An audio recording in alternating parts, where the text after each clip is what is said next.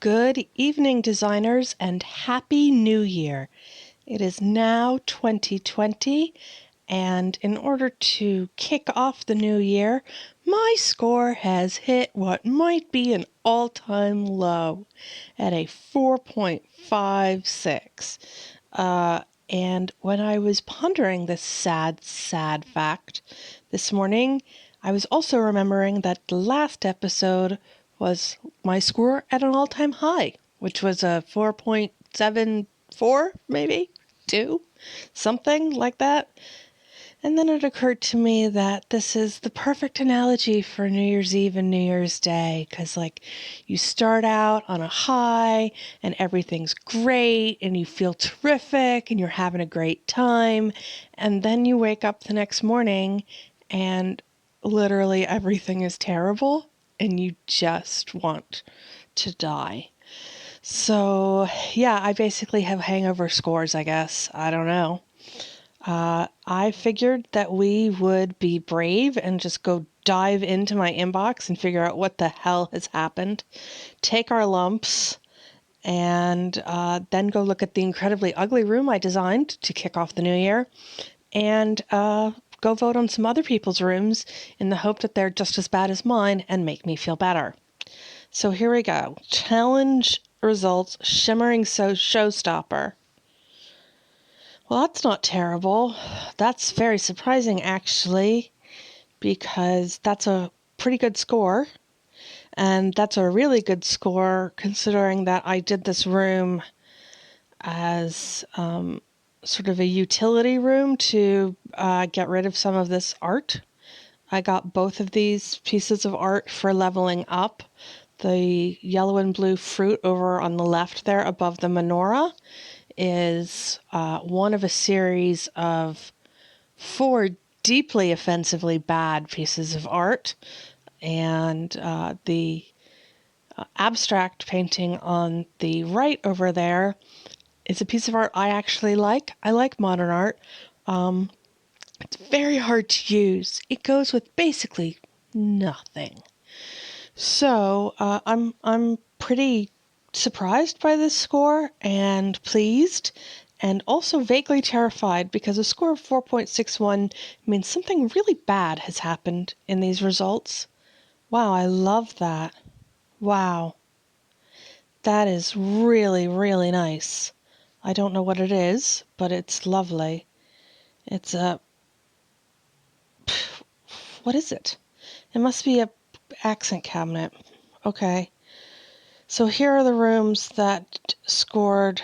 I'm even more impressed with myself now because look at how many of these were purple limited edition bundle dumps. So many of them. And I didn't do that and I got a decent score. Go me. Very surprising. Also, I'm pretty sure I was going to say this room has no limited edition items in it, but it does. The menorah is a limited edition item. But that was another one of the things that I was trying to dump. I've done a bunch of rooms dumping my end of Christmas inventory. Oh my God. Okay. Happy New Year to me. I am a huge loser. I don't understand why other people are able to just churn out black and white room after black and white room, and they're all pretty much exactly the same, and they're all so boring, and they all score so well, and then I turn out a really boring black and white room, and I score a 4.07. That is impressively bad. Wow. Okay. This is not a good omen for 2020. I'm just saying, if my whole year is shit, I'm blaming Design Home. Anyway, what did we win? Oh, we won a very dull bench. It's not looking good for the new decade, guys. Okay. Well, on the plus side, many of these rooms were different from one another. There's a very odd little streak with this rug. So this room is using that rug, and this room is using that rug. This is actually a modestly attractive room, so okay. And this room is using that rug. this room is less attractive. I should have gone pink, really. I should have gone pink and gray, and I would have scored way better, and I'm kind of an idiot. Okay, well, there was a lot of variety in these. My room was terrible, and it got a score that it richly deserved, and we're just going to have to do better. 4.23. God, I hated this room. I hate everything about it. I should probably have mentioned I loathe purple. It is my least favorite color. I cannot stand it. So this is a room that was decorated with bitter resentment. So there we go. And to reward me, I have won a gentleman's chest. I actually love this. It's gorgeous. I love it, like a lot. So that's exciting. And everybody I saw just drenched this room in these limited edition flower things. This is not the only room that I've seen that's drenched in those white flowers. There are a lot of them. This is a consistent theme going on here. And hey, there's a black and white room that is, less ugly than mine, but only a little. This room is done by a Design Home Legends, though, so I guess she knows what she's doing, because clearly I do not. Well done, Kim. And that's that, really. More white flowers, purple. Yeah, okay. Well, done with that now. Sky High Hotel results. Okay, this is modestly disappointing because usually I do well at these challenges. They're, I don't know, whatever they are. They're like the hard challenges where they want 97 of something or whatever. Having said that, I did completely and totally phone this one in. I was just there for the diamonds. I think you get extra diamonds for doing these, so I wanted the extra diamonds, and I kind of phoned this one in. I didn't think it was that bad. I mean, a 4.47 actually seems like a very, very reasonable, if not generous, score for this one. So really, I'm disappointed in myself rather than the score, which is fair. Oh, good. You guys, look at that. We all won another gray couch. I was running low on the other 470 gray couches I have as prizes in my inventory, so that's great news. Not. Are any of these fantastic? I mean, that's very nice. It's very purple. Super purple? These are all just super purple. Okay. Anybody not super purple? Nope. Still super purple. And here's the odd man out, which is black and white and super purple. Okay. I'm not loving this. Yeah, I guess Design Home and I are having a bit of a cranky New Year's Eve. I was pleased with my Harry Potter score, though, because we did Guess Who's Not Getting into Hogwarts in the last episode, and I was horrible, and I slated loads of people's rooms, and so I'm pleased that my score was not mortifying. A 4.98 is outstanding. Obviously, I wish it had been a 5, but I liked my entry a lot. I liked a lot of the other entries as well. The red is really nice, and I'm not sure how Hogwartsy they are, but, that was my interpretation. Look, they have an owl. She had an owl. See, if I had had an owl, I would have gotten a 5. I should have held on to those owls. Damn it. I love the owls. The owls are my favorite thing that has ever happened in Design Home. And this is a bit folksy hoaxy, but, it's a thing. It's thematically consistent. And someone else was dumping all their Christmas stuff as well. I don't really like that room that much. But I suppose it is also thematically consistent. So anyway, yep, this lovely room is how we managed to get to a 4.56. So we've got that going on. That's great. This is just the best way I could have imagined to kick off my new year, you guys. I am also coincidentally working on this incredibly ugly room, which will look familiar because it's exactly like another room I just got a score for and that we just looked at, except worse. I don't know what's going on with this room, to be honest. Do I have any black benches? I don't know. This has all been very traumatizing. Is that black? Because I kind of think that's navy. That's navy. Design Home has a real problem where it can't tell the difference between white and off-white, but it also can't tell the difference between black and navy. And I kind of feel like this bench, you're like, that's blue. I mean, but the feet are black, so okay. There's no part of this bench that is black. Not a single part.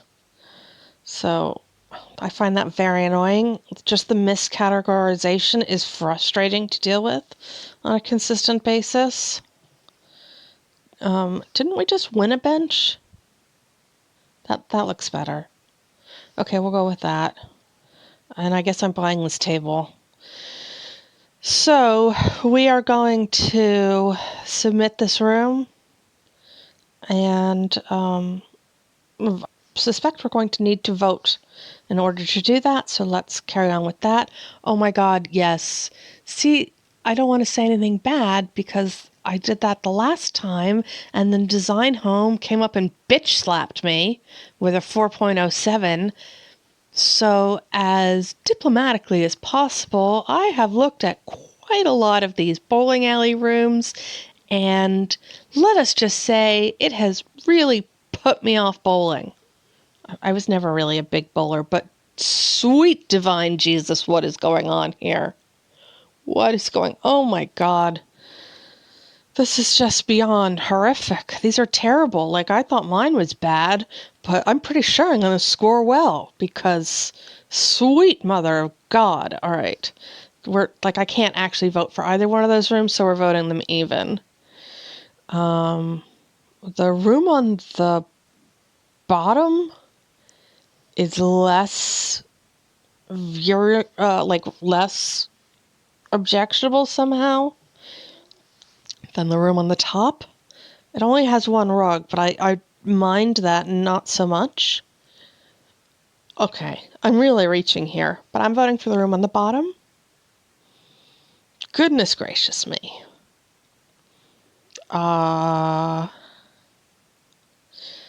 Okay, well this person did the absolute best they could with the labia print art on their walls, so good for them because it takes a brave soul to get rid of that stuff. It's just awful.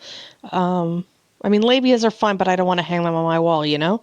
And then I'm not sure it goes it's these purple pole art chairs are just so hard to work with, and everybody seems to have paired them with a purple rug as well. And the result is that the fabric on the pole art chairs looks like it's vomit brown. So it's very difficult to vote for that. The room on the top is very cohesive. It doesn't have anything to do with the environment it's been set into. But do you know what? It's a good effort, and I'm voting for the one on the top. Sorry, Sherry Beth. Here we are again with the pole art chairs. This room on the bottom, I don't think it's mine, but mine was maybe... I used white pole art chairs, these white pole art chairs, probably with the purple rugs. It's just overwhelmingly purple, though. The room on the top, well, it's black. And on reflection, I wish I had done that. I wish I had done black and white with touches of purple. It would have been far less nauseating than any of the stuff that apparently any of us came up with. So I'm voting for the room on the top just because it's a better idea, even if it's not the best execution.